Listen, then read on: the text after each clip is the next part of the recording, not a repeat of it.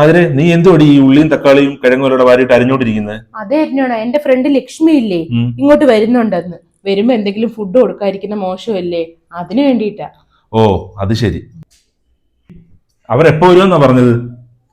ഇതെന്തോ അങ്ങ് ഒരുങ്ങി പുതിയ ഷർട്ടും പാന്റും ഒക്കെ ഇട്ട് സ്പ്രേയും ഒക്കെ അടിച്ച് വാച്ചും ഒക്കെ കെട്ടി എവിടെ പോന്ന്? നിന്റെ ഫ്രണ്ട് വരുന്നില്ലേ? അവര് വരുമ്പോ നല്ലോണം ഒരുങ്ങിയില്ല, മോശമില്ല, നിനക്കല്ലേ എന്റെ കുറച്ചില്. ഓ എന്തായാലും അരിഞ്ഞോണം ഒരുങ്ങിയില്ലേ, അവനെ പോയി വിളിച്ചോണ്ട് പോവാ. അവരിപ്പോ സിറ്റിക്ക് വന്ന് കാണും.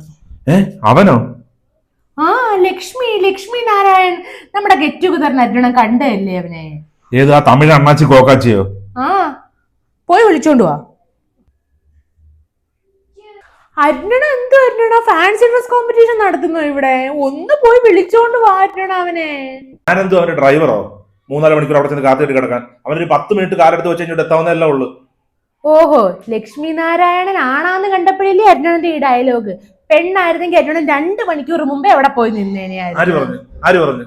അരുണ ഈ ഡ്രസ് എങ്കിലും ഒന്ന് മാറ്റ. ലക്ഷ്മി നാരായണൻ ഇതൊക്കെ തന്നെ ധാരാളം. ഞാനിവിടെ ഉണ്ടെന്ന് പറയുകയും വേണ്ട കേട്ടോ.